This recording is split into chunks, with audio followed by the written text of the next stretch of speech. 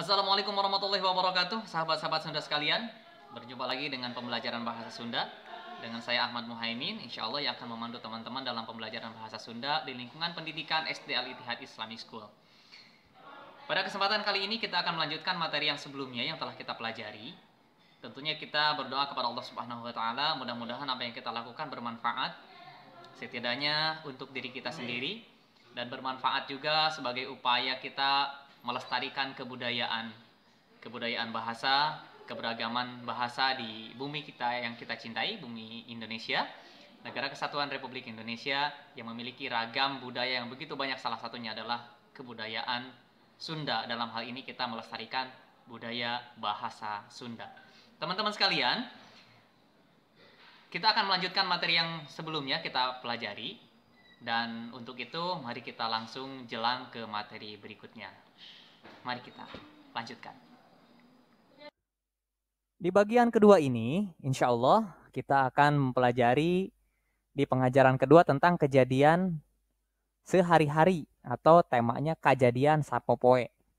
Kejadian sapopoe itu apa aja sih? Wah, banyak ya. Kejadian yang biasa berulang dalam kejadian sehari-hari. Ya makan, minum, suasana sehari-hari itu kejadian sehari-hari. Ya, termasuk tidur, teman-teman itu kejadian sehari-hari sebetulnya.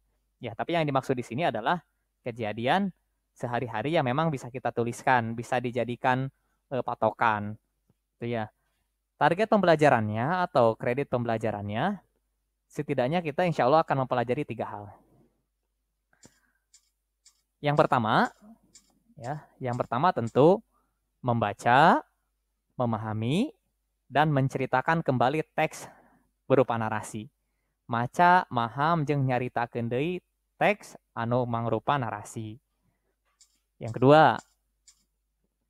kedua adalah membuat kalimat keadaan.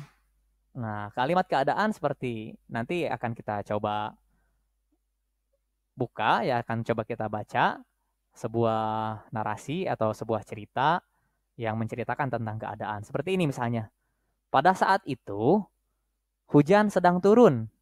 Saya berjalan di pinggir jalan. Atau, pada saat hujan sedang turun, kami semua sedang bermain bola. Nah, itu keadaan tuh. Pada saat yang sangat terik, kami berteduh di bawah pohon. Nah, itu juga keadaan dalam bahasa Indonesia. Nanti kita tinggal terjemahkan ke dalam bahasa Sunda. Itu yang kedua. Kemudian yang ketiga adalah mengaplikasikan tanda baca pada kalimat. Nah, kita akan ringkas lagi caranya pada saat teman-teman nanti membuat kalimat keadaan, tentu dilengkapi dengan tanda baca yang baik dan benar. Titik, koma, ya, tanda tanya, tanda seru. Nah, karena teman-teman sekarang sudah kelas 5, harus sudah perangai dalam membuat kalimat sesuai dengan tanda baca. Baik, teman-teman kita lanjutkan ya. Nah, ini dia. Maca, maham, nyaritakeun deui isi bacaan, sarta nyalin kalimah pananya luyu jeung keayaan. Membaca, memahami, menceritakan kembali, dan membuat pertanyaan keadaan yang sesuai. Nah, teman-teman di rumah, jadi sebelum melanjutkan, harap teman-teman baca dulu nih. Ya, sebuah bacaan, judulnya Teu Kaur. Teman-teman baca dulu, nanti direkam, bacaannya bisa dikirim ke Mister. Jadi Mister tahu bagaimana bacaannya. Ya, Mister juga akan coba membaca di sini. Jadi sama-sama kita baca ya. Baik, teman-teman silahkan simak. Judulna Teu Kaur. Balik teh ingkud-ingkudan bari nahan kanyeri. Kunaon deui atuh? Indungna nanyakeun. Ieu nunjuk kana sukuna. Nya kunaon? Ti palitek. Aduh. Dabras beres wae ulina. Matak naon dinu lenglang ulin teh jiga batur. Jeung kudu ati-ati deui ari lulumpatan teh. Lamur we ieu mah. Mamah mah keur nyeri teh kalah digelendeng. Tudak keuheuh. Tah, tatu dina tarang, siku jeung dina tuur ge can cager. Eta 2 leungeun urut kakoet paku. Ayeuna ti palitek. Isukan rek naon deui? Ih, mamah mah kalah ngadoakeun teu baleg. Alah sia, amit-amit ya Allah. Pokona pami enjang cilaka deui, nyalahkeun mamah tah. Bongan ngadoakeun teu baleg. Ih, hampura Sujang, kalepasan eta mah. Cuang ka Mang Jana we, aya nama yuk. Cuang diurut ngerah cager. Alim ah nyeri. Ih, nyeri mah ngan sakedeung. Ngarah tereh cager geura. Hayu atuh yuk. Alim ah, enjing deui we.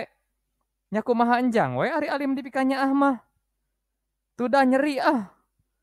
Soknya ah Mang Jana mah ngurutna teh. Jiga nu ngewa ka enjang teh. Dientos-entos teh kala ngahajakeun mencet bari nyerenge. He, bongan enjang cenah nu bedegong. Ih, mamah mah kalah ngamunangkeun Mang Jana. Teuing ah, enjang ngalios bari ingkud-ingkudan. Pokona ti mimiti ayeuna mah sing ati-ati we pami ameng teh. Da enjang mah babarian labuh jiga nu adian deui. Hehe. Ye, mamah mah. Isukna bade ka mana? Ameng kade ulah motah teuing sakit masih ingkud-ingkudan teh. Ngarah pean tilas diurut tadi wengi teu robah deui. Sumuhun mah, omatnya, muhun. Keur jongjon marud kalapa, jol enjang bari calawak. Leuh, aya naon deui? Dagdeg. Ieu, aduh. Bari nunjuk kana sukuna. Kunaon? Cing ningali. Gusti, nah bisa kieu? Kuku jempol sukuna enjang nyunghid getih boloboran. Da enjang mah tata dige calik wae dina batu ageng nu dibalong. Nu dibalong saatea geuningan. Teu ngiring ameng. Enjang bari ceurik. Kumaha pangna bisa kitu cek indungna. Muhun basa bade turunna ti kosewa da leueur. Teu tiasa muntang janten we luncat bari ti tolonjong. Pasti tolonjong teh pean enjang nenggel kana batu alit janten weh kieu bari nyunghid enjangna. Tobat aya-aya wae enjang mah. Teu ati-ati wae. Maknya kudu dibakutet ku karung goni mah ku mama ngarah teh cilaka deui. Begitu kira-kira cerita yang ada di dalam gambar. Oke, teman-teman juga bisa baca. Nanti bacaan teman-teman dikirim melalui voice note atau yang sejenisnya. Kita lanjutkan ya. Untuk ke sesi selanjutnya, yakni membuat pertanyaan dari bacaan yang telah teman-teman bacakan tadi. Jika sebelumnya ketika ada bacaan teman-teman menjawab pertanyaan, kali ini sebaliknya. Teman-teman belajar membuat pertanyaan dari bacaan yang telah kita baca.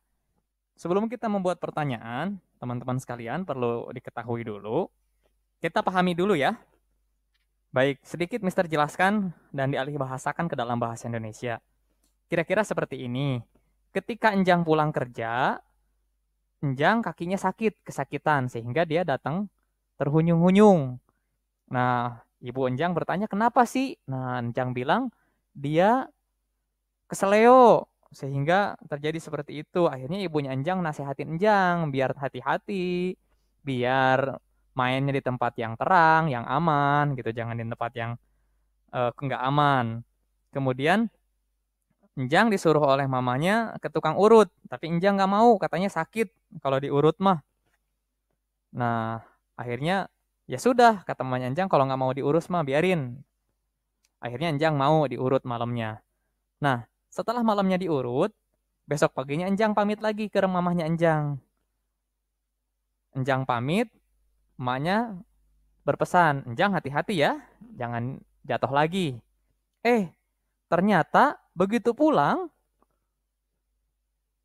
Enjang kakinya sakit lagi, jempol kakinya, kukunya berdarah, sambil terpincang-pincang, gitu ya, terkelupas kukunya. Nah, kata ibunya, ditanya lagi, Enjang kenapa lagi? Ternyata Enjang kepeleset pada saat Enjang lagi duduk di atas batu yang licin, di empang yang kering. Nah, akhirnya Enjang dinasehatin lagi tuh sama mamanya. Ampun deh, ini kamu terus-terusan jatuh. Nah, kurang lebih seperti itu. Baik teman-teman sekalian, kita lanjutkan di materi berikutnya. Materi berikutnya adalah nyieun kalimat kaayaan bari ngalarapkeun tanda baca anu bener tur lengkep. Membuat kalimat keadaan dan mengaplikasikan tanda baca yang benar dan lengkap. Nah, perlu teman-teman ketahui dulu bahwa kaidah tulis, kaidah penulisan tata bahasa antara bahasa Sunda dan bahasa Indonesia itu pada dasarnya sama. Hanya perbedaan istilah saja. Jadi teman-teman terkait penerapan titik, koma, tanda seru, dan lain sebagainya itu kurang lebih sama. Teman-teman harus ingat-ingat lagi pelajaran tematik bahasa Indonesianya. Tanda baca ada apa aja? Masih ingat ya semua ya? Seperti tadi disampaikan, ada titik, ada koma, tanda seru, tanda tanya, tanda petik juga termasuk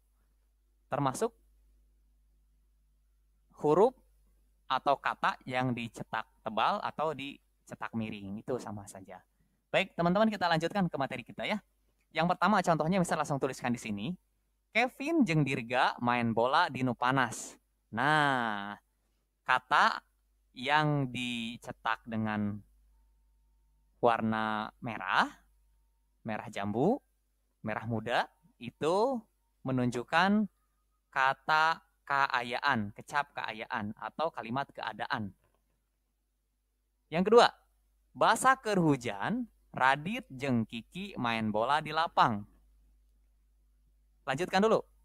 Kayo jeung Abel ameng ka pasar rame pisan. Terakhir, di dunia kiwari keur darurat corona, orang kudu waspada.